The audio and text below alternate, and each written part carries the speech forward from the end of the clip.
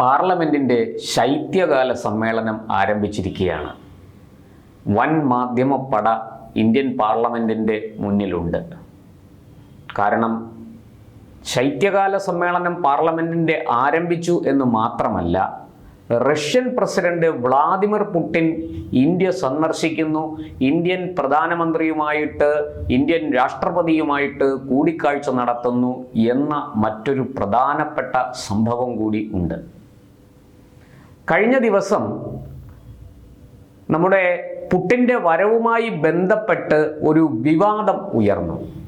മറ്റൊന്നുമല്ല, പാർലമെൻറ്റിൻ്റെ മുന്നിൽ കാത്തുനിന്ന മാധ്യമങ്ങൾക്ക് മുന്നിലെത്തിയ രാഹുൽ ഗാന്ധി, നമ്മുടെ പ്രിയപ്പെട്ട പ്രതിപക്ഷ നേതാവ്, വളരെ സങ്കടത്തോടുകൂടി പറയുകയാണ്, ഈ റഷ്യൻ പ്രസിഡന്റ് വരുമ്പോൾ എന്നെ ക്ഷണിച്ചിട്ടില്ല, അദ്ദേഹവുമായിട്ട് എനിക്ക് കൂടിക്കാഴ്ച നടത്താൻ ഒരു അവസരം ഈ സർക്കാർ തന്നില്ല എന്നാണ് അദ്ദേഹം പറയുന്നത്.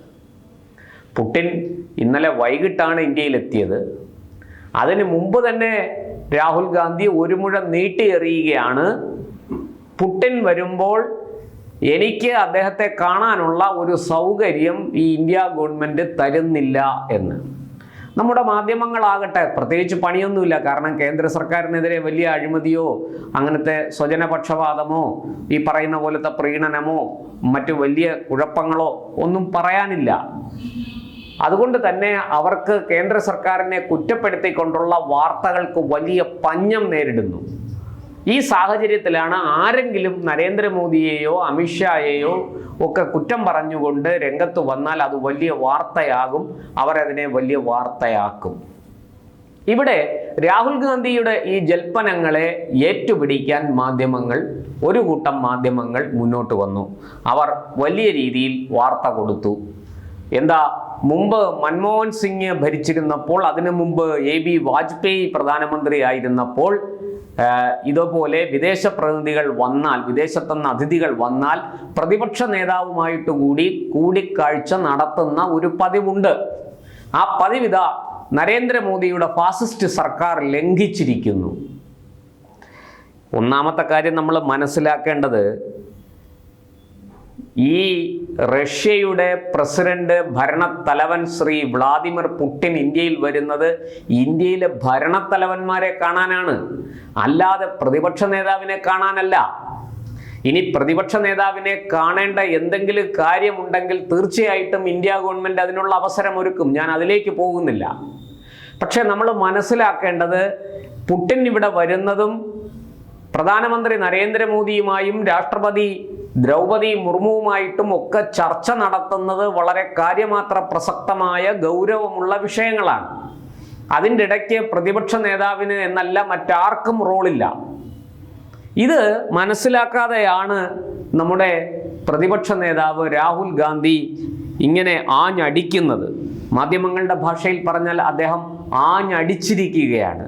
എന്തായാലും ആ അടിയിൽ ആരും അടിതെറ്റി വീഴാതിരിക്കട്ടെ, അദ്ദേഹവും വീഴാതിരിക്കട്ടെ. ഒന്ന് ആലോചിച്ചു നോക്കൂ, ഒരു പ്രതിപക്ഷ നേതാവ് മാധ്യമങ്ങൾക്ക് മുന്നിൽ എത്തി ഇങ്ങനെ കരയുന്നത് ഭൂഷണമാണോ? അയ്യോ എന്നെ ക്ഷണിച്ചില്ലേ. നമ്മൾ പറയും, വിളിക്കാത്ത സദ്യക്ക് പോകരുത്, നാണം കെടും എന്ന് നമ്മൾ പൊതുവെ പറയാറുണ്ട്. ഇവിടെ ഒരാൾ വന്നിരുന്ന് എന്നെ വിളിച്ചില്ലേ എന്ന് പറഞ്ഞ് കരയുകയാണ്. ഇനി ഇദ്ദേഹത്തെ വിളിച്ച സദ്യകൾക്കൊക്കെ ഇദ്ദേഹം പോയിട്ടുണ്ടോ? ഒരു കണക്ക് ഞാൻ പറയാം.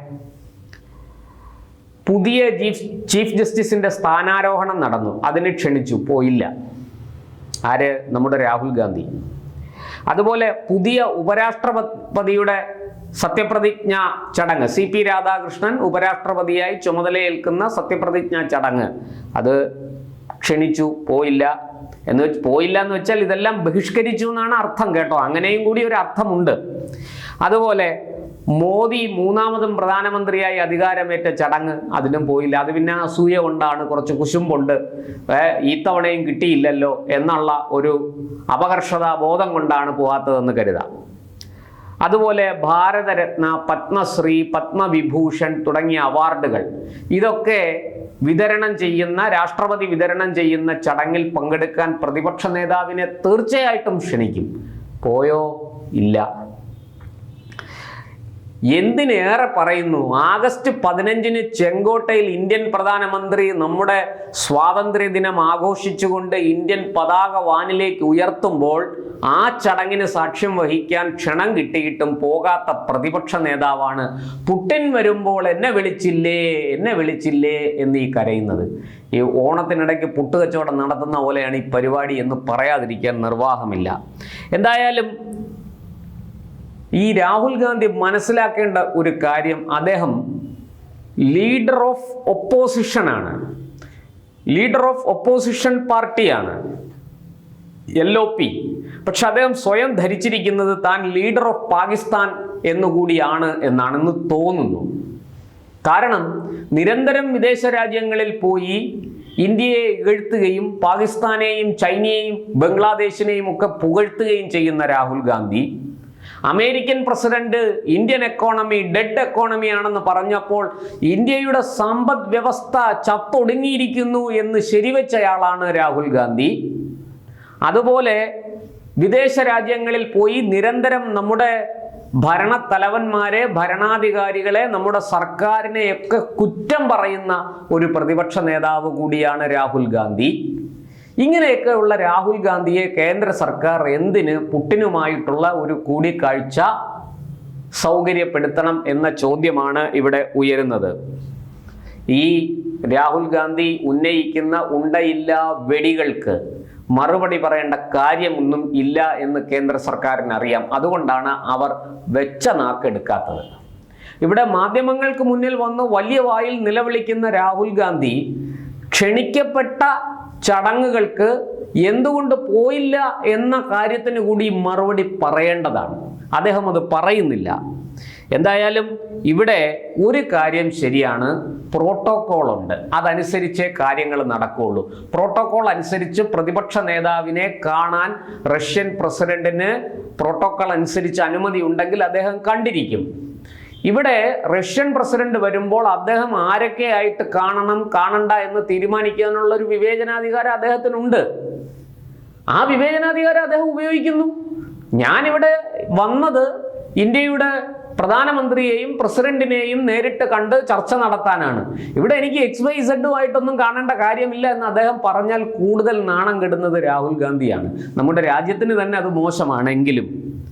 അപ്പോൾ ഇതൊക്കെ മനസ്സിലാക്കാതെ, ഈ പ്രോട്ടോകോളിൻ്റെ നടപടിക്രമങ്ങളെക്കുറിച്ച് ചിന്തിക്കാതെ ഇങ്ങനെ കൊച്ചുകുട്ടികൾ, നഴ്സറി കുട്ടികൾ, ടീച്ചറെ ഈ കുട്ടി എന്നെ പിച്ചി, ഈ കുട്ടി എന്നെ മാന്തി എന്നൊക്കെ പറഞ്ഞ് വലിയ വായിൽ നിലവിളിക്കുന്നത് പോലെ പാർലമെന്റിന്റെ മുന്നിൽ വന്ന് നിന്ന്, മാധ്യമങ്ങൾക്ക് മുന്നിൽ നിന്ന് വലിയ വായിൽ നിലവിളിക്കുകയാണ്. ഇത് ഒരു രാജ്യത്തെ പ്രതിപക്ഷ നേതാവിന് ഭൂഷണമാണോ എന്ന് അദ്ദേഹം ചിന്തിക്കുമെന്ന് എനിക്ക് തോന്നുന്നില്ല. പക്ഷെ അദ്ദേഹത്തിൻ്റെ കൂടെയുള്ളവരെങ്കിലും, ജയറാം രമേശിനെ പോലെയുള്ള പരിണിതപ്രജ്ഞരായ രാഷ്ട്രീയ നേതാക്കൾ ഇത് ചിന്തിക്കണം എന്ന ഒരു അപേക്ഷ കൂടിയുണ്ട്.